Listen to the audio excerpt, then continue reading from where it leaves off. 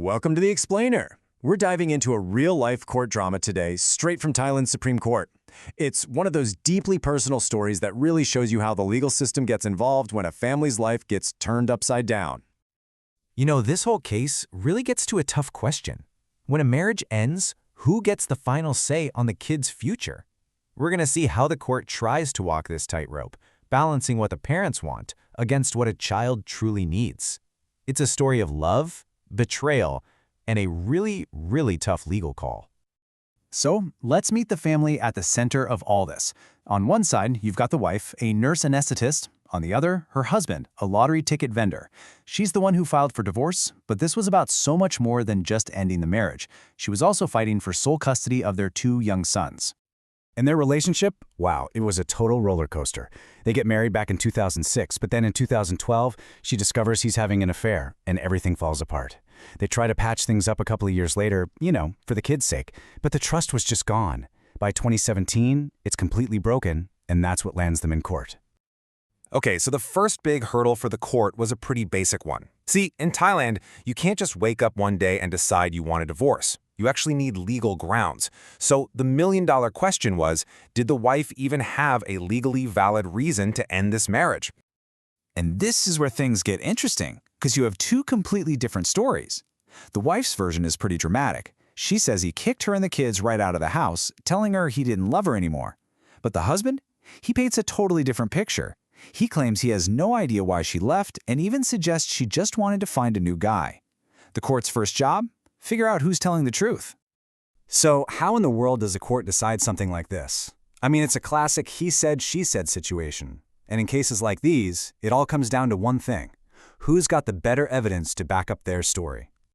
Well, it turns out the wife's story really held up. Her testimony was consistent from start to finish. And here's the kicker. The kids who left with her, they backed her up. They testified that yes, their dad did tell them to leave. She even had the foresight to file a police report right when it happened, which created an official paper trail. The husband's claim that he just didn't know why she left, it just sounded weak and frankly didn't have anything to support it. But wait! The husband had a twist up his sleeve. He pointed out that after they separated, they actually went on 2 family trips together. His argument was, hey, this isn't just co-parenting, this is legal forgiveness. He was basically saying that those trips should cancel out her reason for divorce. So, was he right? Nope. The court saw right through that argument. They said these trips weren't some kind of legal pardon for what he did. They were just, responsible co-parenting. The court basically saw it as 2 parents trying to give their kids a little bit of normalcy, not a sign that the marriage was fixed. And this right here is the key legal takeaway from the whole divorce part. The Supreme Court made a big statement. Kicking your spouse and kids out of the family home, that qualifies as seriously hostile conduct. Now, that isn't just a dramatic phrase, it's a specific legal reason for divorce under the Thai Civil Code.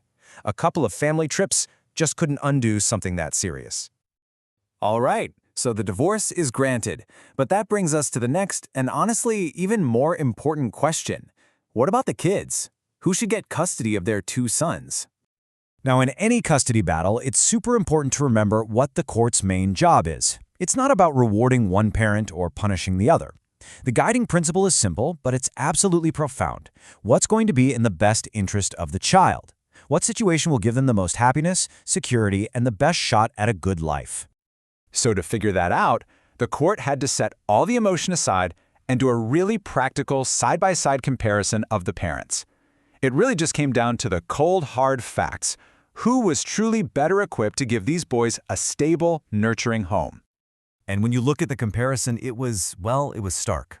The mother, she had a stable career as a nurse, a secure government job. She was even paying for both kids' school fees, including the son who was living with his dad. The father's income as a lottery vendor, much less stable.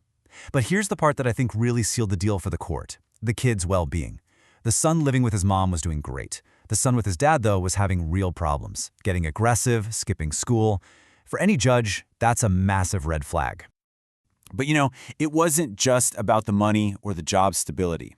The court made a really powerful point about the importance of family bonds. The judges basically said, look, keeping these brothers together with their mom and their older sister, that's the family unit they've always known.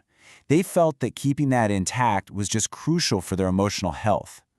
So after looking at everything, the reasons for the divorce, the custody battle, the Supreme Court was ready to hand down its final, conclusive judgment.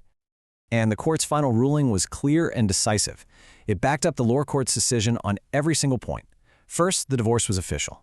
Second, the mother gets sole custody of both boys, with the court pointing to her stability and the kids' best interests. But, and this is really important, the father wasn't just erased from the picture. The court made sure to protect his legal right to visit his sons, ensuring he'd still be a part of their lives. So what does this all mean? Ultimately, this case gives us a fascinating look inside how the legal system has to navigate these incredibly personal family breakdowns. It's a process of weighing evidence, interpreting actions, and applying the law, all while trying to answer that one central question: what is the best possible future for the children caught in the middle? It's a powerful reminder that when a family breaks apart, the law's most important job isn't to pick a winner, but to protect the most vulnerable people involved.